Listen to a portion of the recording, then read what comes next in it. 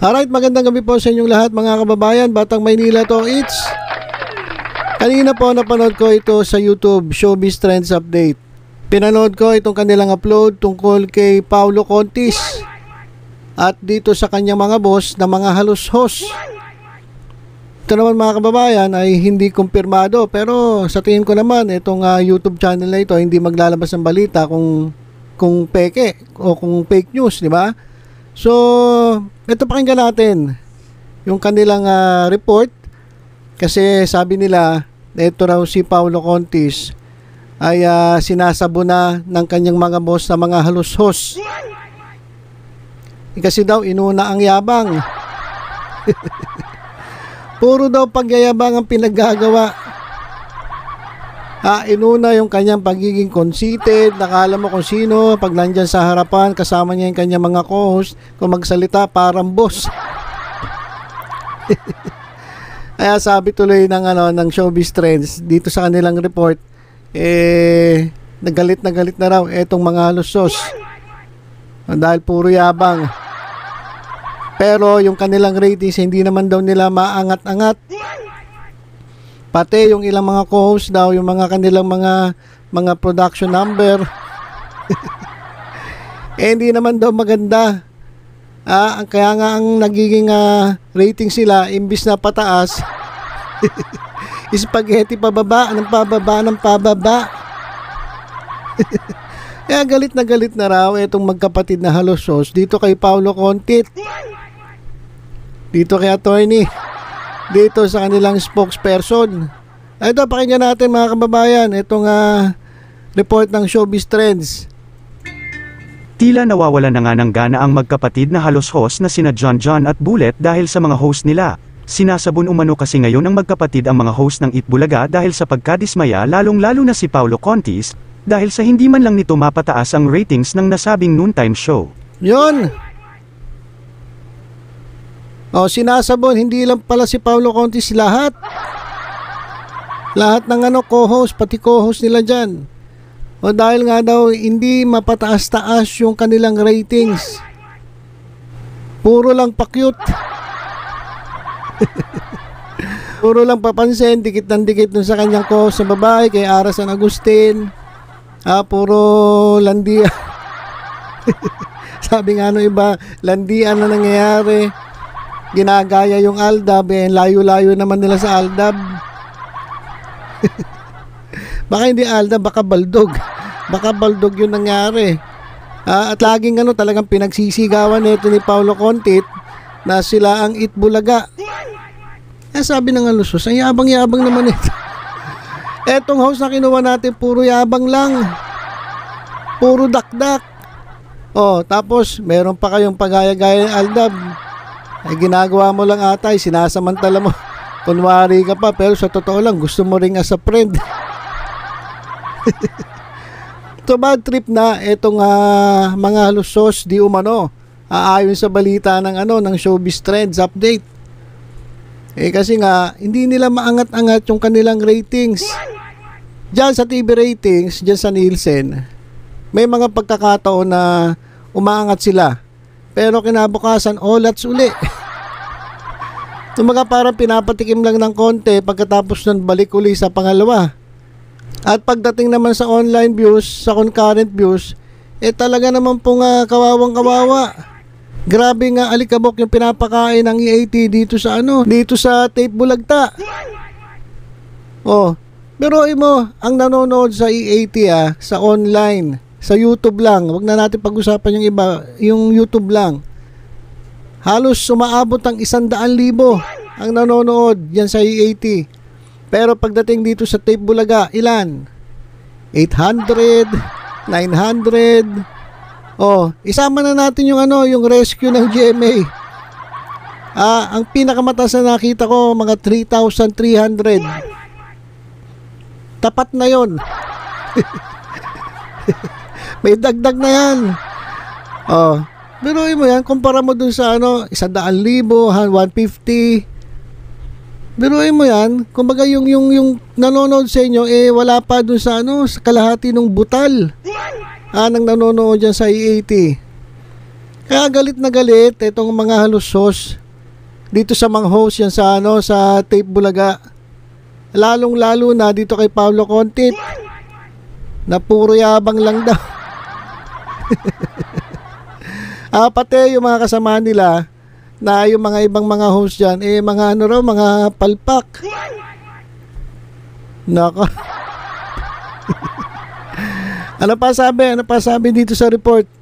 Tila wala din daw kakwenta-kwenta ang mga performance ng mga host. Grabe naman. Grabe naman, walang kakwenta-kwenta. Narinig nyo, tila walang kakwenta-kwenta ang performance ng ibang mga host. Sakit naman. Sakit naman nun. Host. Pati ang mismong mga viewers nila ay napansin din na nagkakalat yung iba mag-host. Oh. Yung mga viewers din daw napapansin. Pati yung kanilang pag-host o yung kanilang hosting nagkakalat. Kasalanan nyo naman.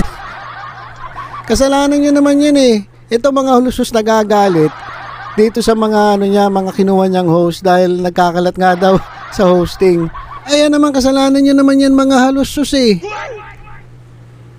Kasi bakit nyo kinuha itong mga to?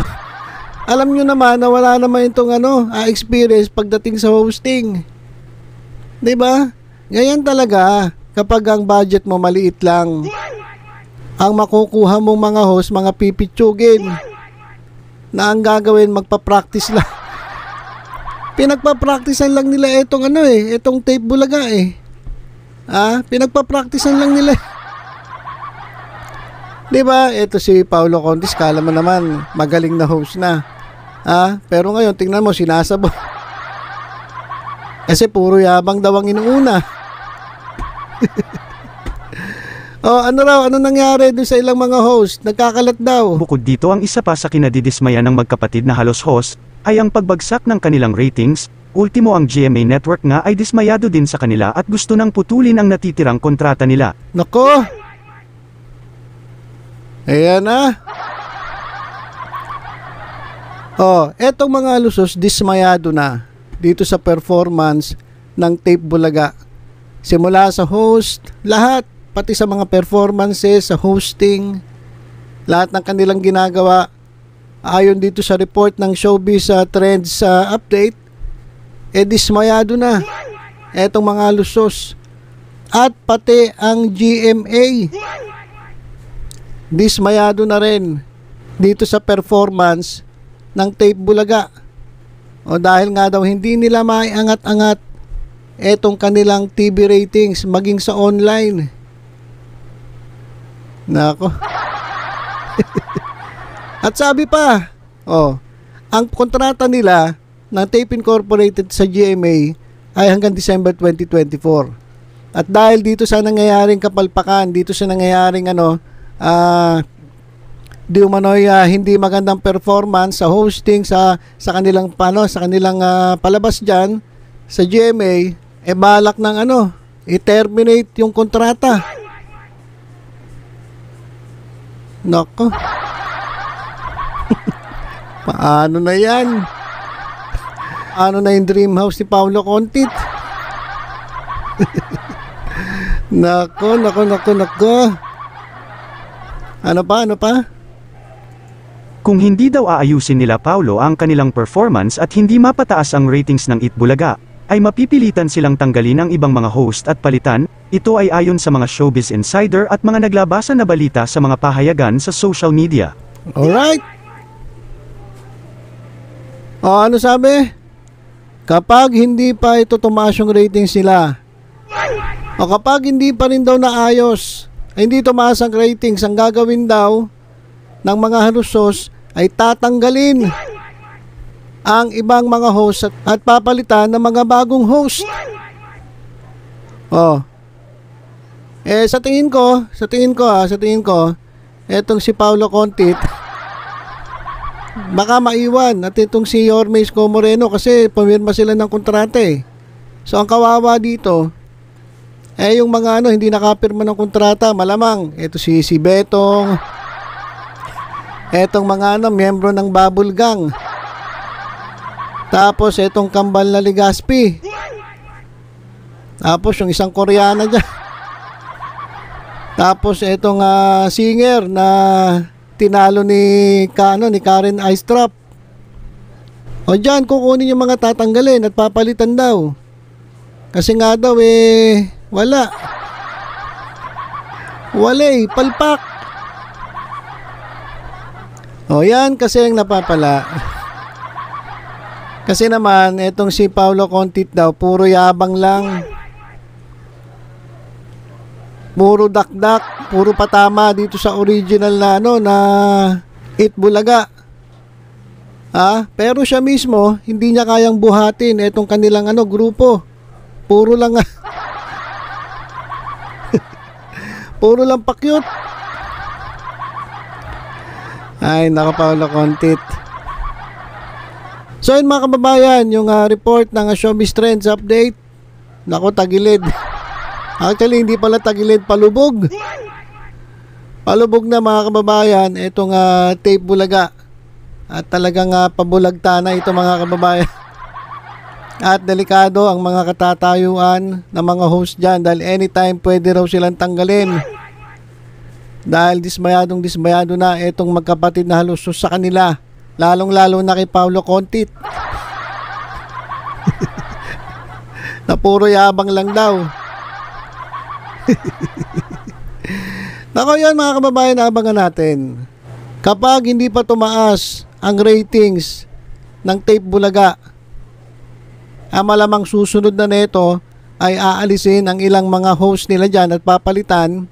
At kung hindi pa rin umangat ang ratings, malamang putulin o i-terminate ang GMA ang kanilang kontrata sa Tape Incorporated. Kaya lamang po ang ating update, tutok-tutok lang dito sa Batang Maynila Toys sa mga updates. Ingat po tayong lahat. God bless.